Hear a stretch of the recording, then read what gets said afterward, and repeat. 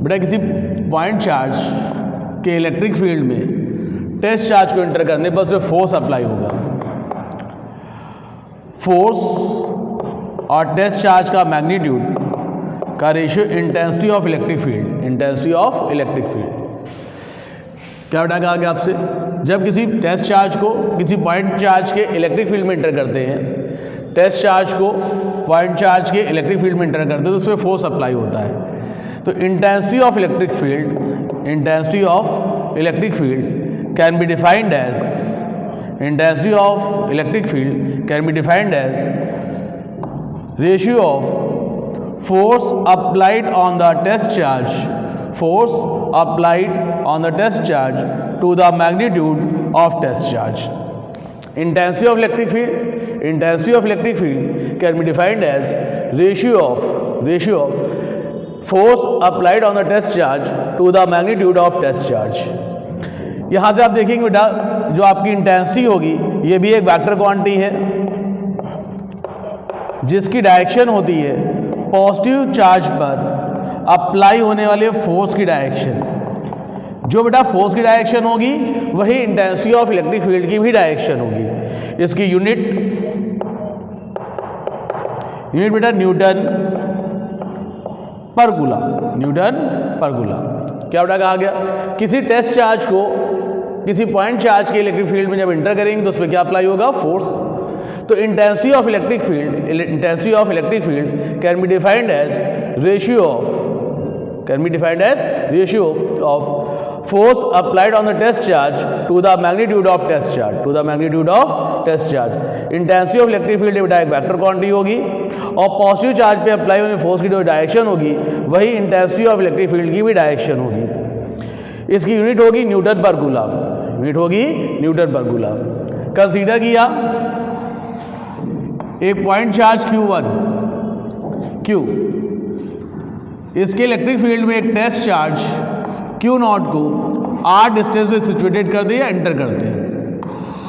एक test charge Q0 को एक पॉइंट चार्ज के इलेक्ट्रिक फील्ड में एंटर करते हैं और एक टाइम पे इनके बीच की डिस्टेंस r है। तो अप्लाई होने वाला फोर्स की वैल्यू होती है 1/4 pi epsilon naught Q1 Q2 upon KR², 1/4 pi epsilon naught Q1 Q2 upon KR²। Q1 की बेटा वैल्यू Q, Q2 की वैल्यू Q0। तो F equal 1/4 pi epsilon not Q0 KR²। Intensity of electric field E equal F/Q0। F की value put करने पर तो E equal 1/4 pi epsilon not Q0 KR² upon Q0 cancel. E equal 1/4 pi epsilon naught Q upon KR²। E equal 1/4 pi epsilon naught Q upon KR²। क्या बेटा आपसे कहा गया, अगर किसी टेस्ट चार्ज को हम इलेक्ट्रिक फील्ड में एंटर करेंगे तो उसमें क्या अप्लाई होगा, फोर्स। तो intensity of electric field can be defined as ratio of force applied on the test charge to the magnitude of test charge. ये एक वेक्टर क्वांटिटी होगी, इसकी डायरेक्शन पॉजिटिव चार्ज पे अप्लाई होने फोर्स की direction होती है, मतलब फोर्स और इंटेंसिटी ऑफ इलेक्ट्रिक फील्ड की डायरेक्शन सेम होगी। इसकी यूनिट न्यूटन पर कूलम। कंसीडर किया एक टेस्ट चार्ज है जिसे इलेक्ट्रिक फील्ड में एंटर करते हैं r डिस्टेंस पर, तो फोर्स अप्लाई होगा F equal 1/4 pi epsilon naught Q1 Q2 upon KR²। Q1 की value Q, Q2 value Q0, ये वैल्यू बेटा पुट कर दो यहाँ पर। तो F की वैल्यू हो जाएगी 1/4 pi epsilon not Q0 upon KR²। By the intensity of electric field E equal F/Q0, F की वैल्यू पुट कर दीजिए। तो Q0 से Q0 cancel, E equal 1/4 pi epsilon naught Q upon KR²। यहाँ से आपको क्लियर दिख रहा है इंटेंसिटी ऑफ इलेक्ट्रिक फील्ड किस पर डिपेंड करेगी, चार्ज पर, मैग्नीट्यूड ऑफ चार्ज पर, डिस्टेंस पर, डिस्टेंस के स्क्वायर के इनवर्सली प्रोपोर्शनल है, और जो मीडियम है उसके डाइलेक्ट्रिक कांस्टेंट के भी बेटा इनवर्सली प्रोपोर्शनल है। तो intensity of electric field magnitude पे डिपेंड कर रही है, डिस्टेंस पे डिपेंड कर रही है स्क्वायर पे, और मीडियम के डाइलेक्ट्रिक कांस्टेंट पे भी डिपेंड करती है।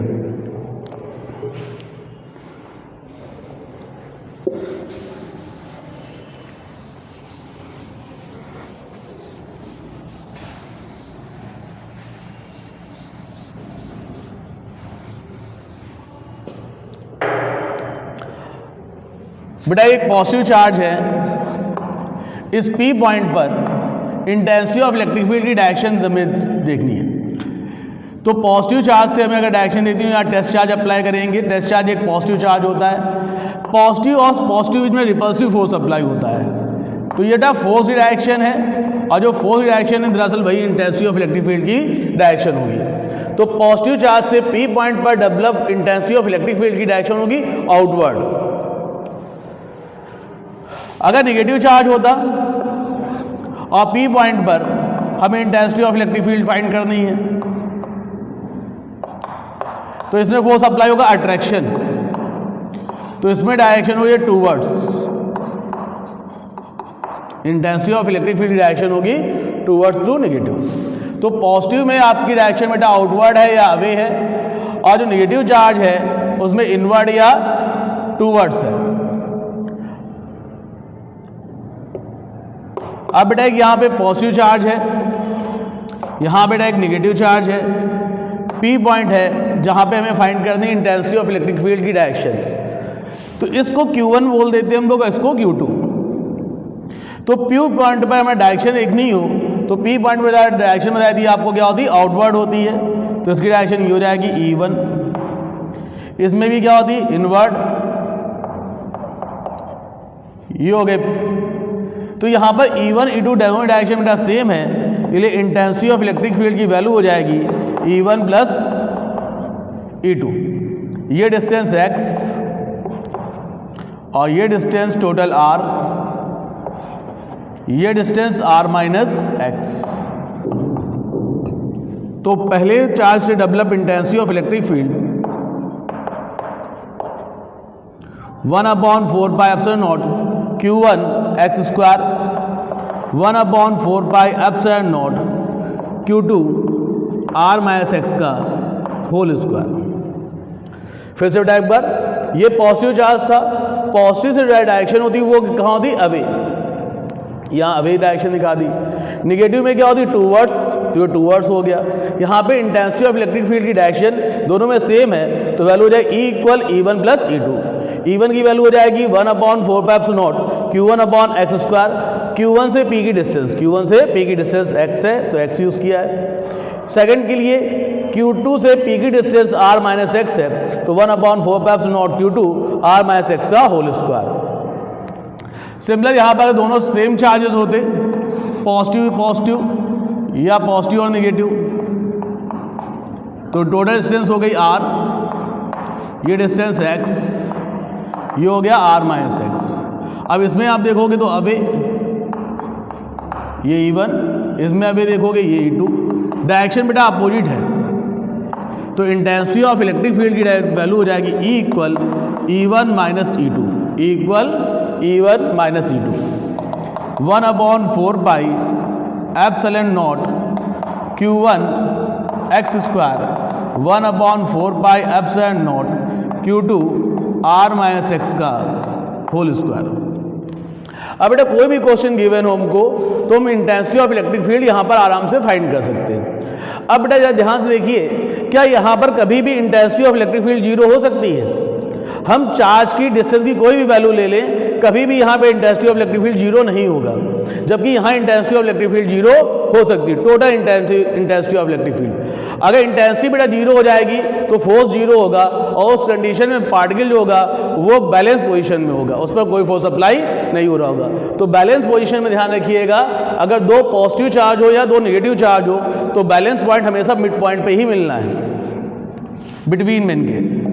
सिमिलर अगर एक नेगेटिव और एक पॉजिटिव, तो इसके लिए आपको ऑलवेज आउटर पे जाना पड़ेगा। यहाँ पे पी पॉइंट कंसीडर करिए। अब नेगेटिव वाले में डायरेक्शन बेटा हो जाएगी इनवर्ड और पॉजिटिव डायरेक्शन हो जाएगी आउटवर्ड। अब आप देखोगे E इक्वल आ रहा है E1 माइनस E2,